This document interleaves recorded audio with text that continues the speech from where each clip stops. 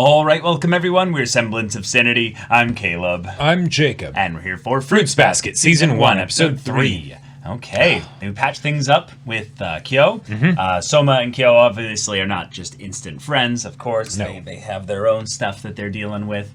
But hey, we're all a little awkward, happy family underneath the roof of Shigure. Yes, exactly. Yes. Yes. But we got some semi-anonymous kind of stuff about the head of the family. I forget his name. But the stuff with Kyo was really good. Really good. Yeah, and given that he's now going to be coming to school, maybe. Most likely. He's at the school. He's officially enrolled, That's but true.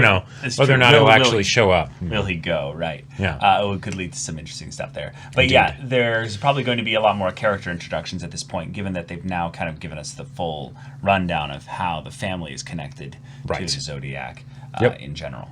And then we can meet more of them, maybe have even more transfer students, or just in general have like a little bit of maybe a third-person perspective on a couple of the stuff things going on with them. So, y'all, without further ado, let's get into this. All right, everyone, now be sure to go check out the reaction portion of the video in the description below, then come back here for the discussion.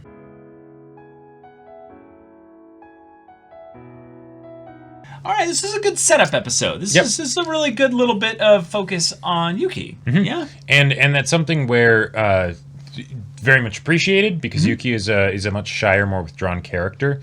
Yes. But also, in order to actually give that focus to Yuki and get to the point where he's willing to open up and be vulnerable about stuff, it takes a lot more time, right? Yeah.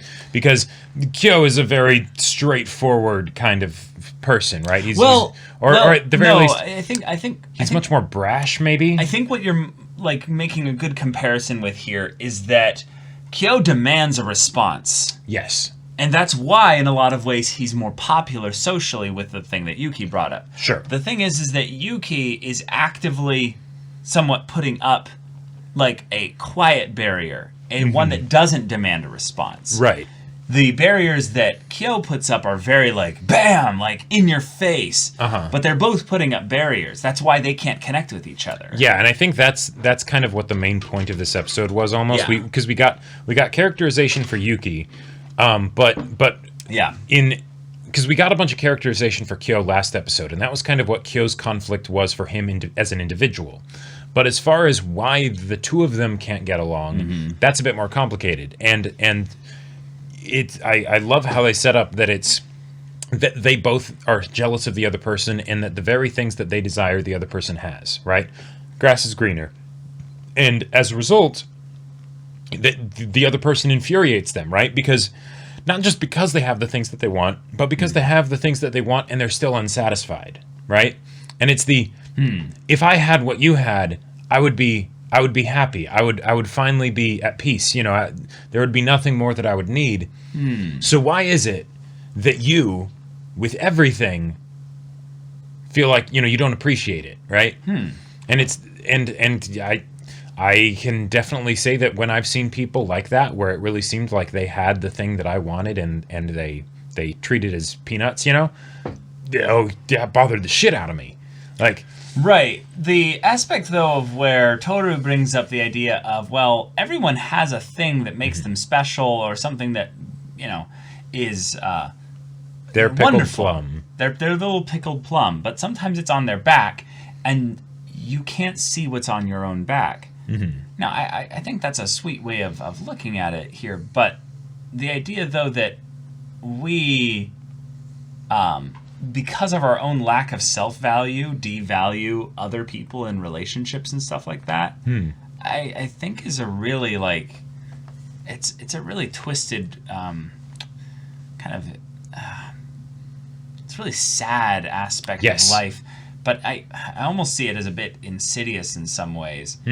Because there's some aspects of the way that they walk, like the way that they do life, Yuki and Kyo, that just feels like they don't value themselves at all. Like, and it's there are elements of their conflict that, because it's done in an anime where everything's dramatic and they get into martial arts fights and things like that, it's silly and goofy and doesn't ever get too serious.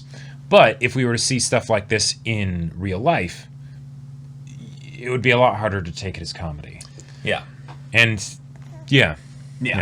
It's something where Tohru as a character then becomes vastly more incredible because it's like, oh my god, this is something that you are still finding incredible ways to connect with them despite how immature they're acting. Yes. Like, wow, okay. So, like, for me, I'm looking at this and going, wait a minute, what's being established here characterization-wise for both of them? Because I don't think it's just jealousy. Oh, yeah? Because I don't really get the vibe that they think that they would be satisfied if they had what the other person had. Okay. I think it's more that they look at the way that the other person is just inexorably different from them. And that's something where if I don't even know how to describe it. Well, so if you think of a better way to describe it, yeah, go ahead. Interrupt, but so because Yuki wants to be able to feel like he can connect with people, right? And that's what he sees Kyo is able to do.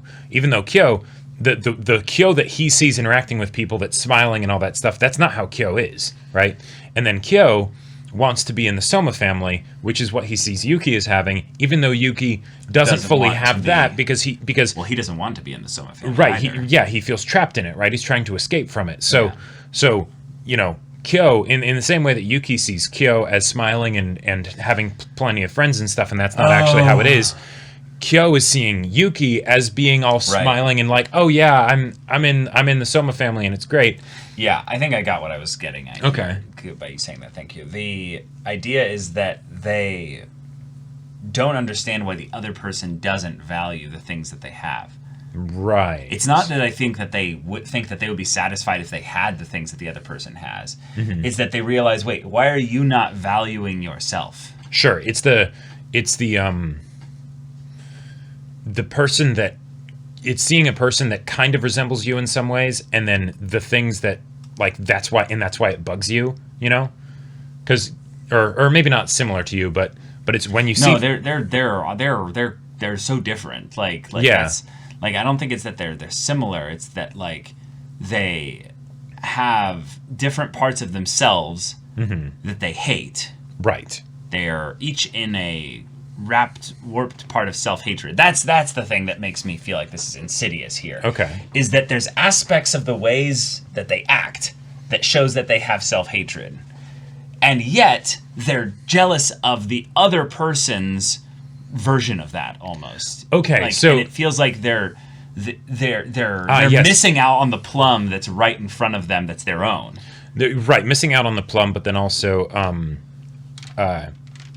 kind of looking through such a rose-colored lens when they look at the other person's life. Yes, exactly. That they see it as perfect when right. Because there's the go. element of getting frustrated at a person for not appreciating what they have. Right.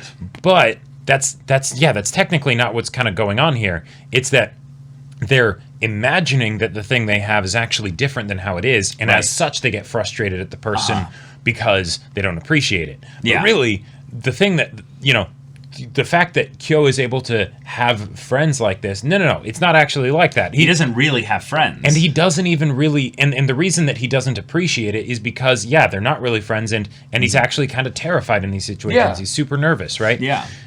So it's a lack of understanding, really, about where the other person is at.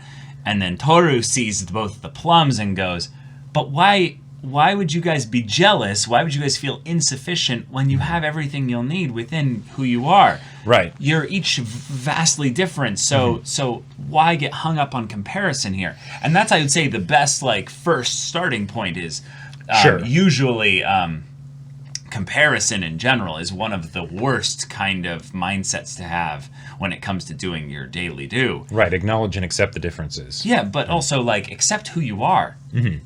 You're perfectly,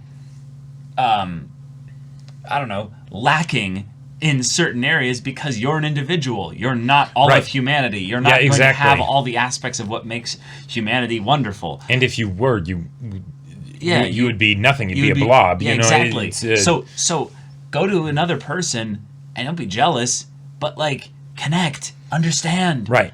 you spend time with. That's the thing that makes Tohru so wonderful, is that she keeps thrusting herself into all these situations with the characters to understand them better. Yeah, she kind of has the wisdom beyond her years thing because given to her by her mother with the desire to believe in people. Yes, definitely, and that was really good. But also just the fact that like, you know, the idea that Kyo and Yuki have these issues totally makes sense. They're in high school, right? Like, so yeah, naturally, right? That's and there's stuff in the family beyond this, right? All sorts of other things that make it more complicated, right?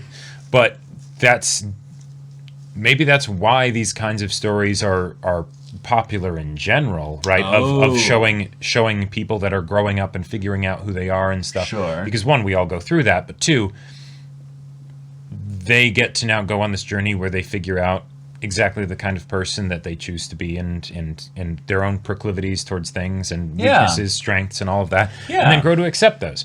And that's where you can have the found family aspect. Exactly. That's where you can get a lot of the really cool, like, non-romantic, really sweet relationships as well. And that's where Tohru as a main character is more than just the I'm the sort of paragon, you know, girl of goodness. Of goodness that is too good for this world and, you know, and is perfect in everything she does, kind of a thing.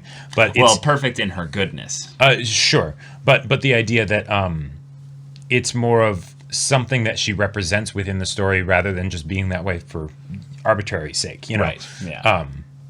Yeah. I very much loved the antics this episode. We got some really good game stuff in the beginning with Uo and Hana. That was wonderful.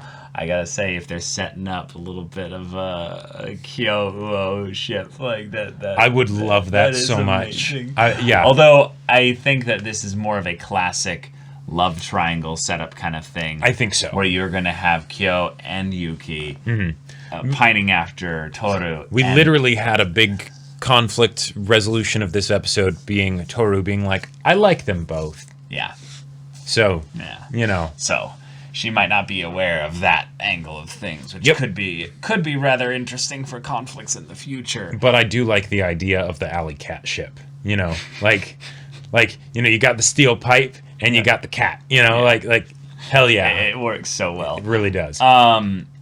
Yuki, though, having this big realization at the end of the episode and having the sunrise and them kind of helping each other in this moment here, it felt really beautiful because there's this aspect of I keep on calling him Soma because she's so formal. She with calls him Soma-kun, yeah. But yeah, we have two Somas, so I'm calling him Yuki. Is that there's this aspect of him that I feel like is not guilty, but is shame. Yeah, I was gonna say shame too. Yeah, and I think what it might be, this is my guess here, is that because he's the intentional outcast, like he ostracized himself from the Soma family a little bit here.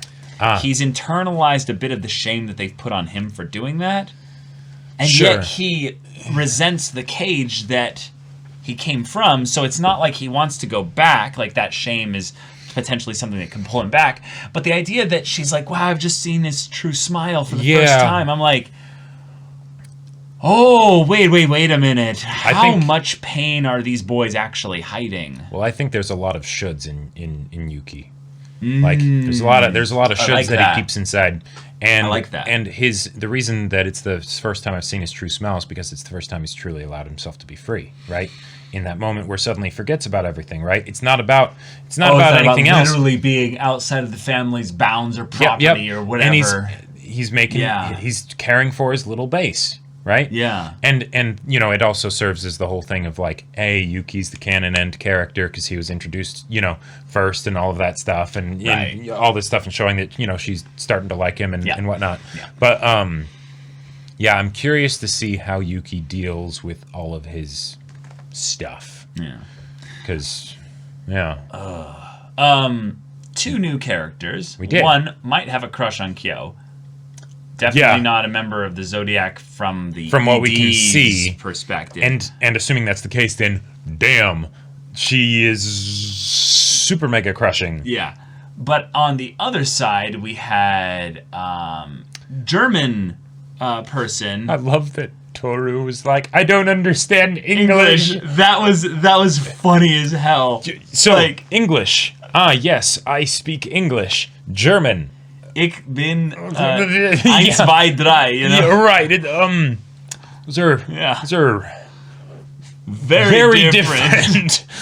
Like, but to be fair, the roots of the languages are the same. Yeah, most things can be tied back to Latin, you know? Well, not actually. Oh. Come on, Jacob. The world is bigger than Europe and North America. Okay.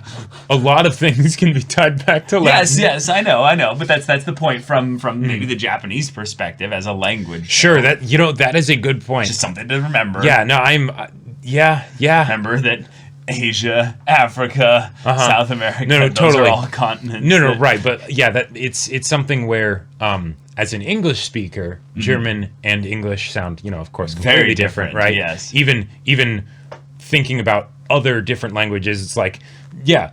But if you grew up speaking a also completely different language, right? Because, Japanese is very different from English, very different from German. Yes. Maybe they would sound a lot more similar. I just, yes, it's the perfect kind of comedy as like an out of context, just right. a little moment. Like a bit of Tohru being ditzy, basically. Right. Yeah. But also just like, why would this person just think, I will speak German? Because that's normal. And it's like, well, I mean, sure, that's your first language. I get it.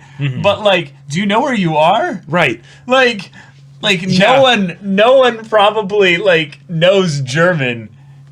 Well, in Japan, like probably. I mean, not in any kind of like regular could be like not in any fluent kind of way. Yeah, probably. like there would be the people that know it, of course. Maybe those that are like really old. They'd be out there, but not as any kind of like general populace thing. Right, general populace. Like you know what language you should learn? Yeah, German. If anything, I find it to be really funny is that the reason why Tohru probably did that is just because English is a language that's taught in schools, like mandatory, in Japan. So it's the thing of like this is the language that I should have learned in school, but I didn't, and I'm embarrassed. Because I didn't pay attention in class so or whatever. it must be English. I'm sorry, I don't just in case. Yeah, right. It's like it's actually maybe like kind of cute and wholesome that she's like embarrassed about that. Oh, Like, yep. Like everyone her age actually knows a decent bit of English in general. And to be fair, we don't have any real equivalent for this because in America they don't teach any other languages. Like not as a regular thing. No, not in the same like instance. What we have is usually a measure of a certain number of years of a language, and they basically let you choose arbitrarily. And most of the time, people choose none. Well, no. I think you generally have to choose one in high school. Oh, really? Yeah. Oh. Pretty sure. And also, it depends state to state, I'm sure, as well. That's true. That's one of the wonderful and weird things about the U.S. is that you'll have different school ways of doing things that are outside of the federal, general way of doing things, which is where things are like, make sure that these kinds of things are taken care of. But then in the state level, it's like, oh, no, here, we make sure you learn Spanish. Like, that's just going to be a thing. But, like, just make sure. I'm curious what the role of this character is going to be in the story because I think it's a member of the Zodiac. I think it's a member of the Zodiac, but I get the look because they looked like the person from the ED, but from what we've seen so far, all the members of the Zodiac have been part of the Soma family. Now, maybe this person is part of the family, and there's a branch of the family that's in another country. Like that could totally be a thing, But a lot of my preconceptions about sort of what to expect with regards to the Zodiac and things like that and the characters that'll be introduced in the show has now been kind of thrown out the window, and I'm very curious to see where the show decides to take that character. Yeah. So, y'all, thank you so much for watching this episode's reaction and discussion. If you want to see the next episode's reaction and discussion right now, though, go check out the link in the description below for our Patreon. You can get an early access there. You can watch full-length timer reactions there, and all this comes with Discord access. You can chat with us in the community there about this show, about anime in general, and also be sure to check out our Twitch channel. We stream every weekday. The info's in the description. Yeah, so if any of that interests you, we'll see you there. But until then, we're Semblance of Sanity. I'm Caleb. I'm Jacob. And we'll see you all next time.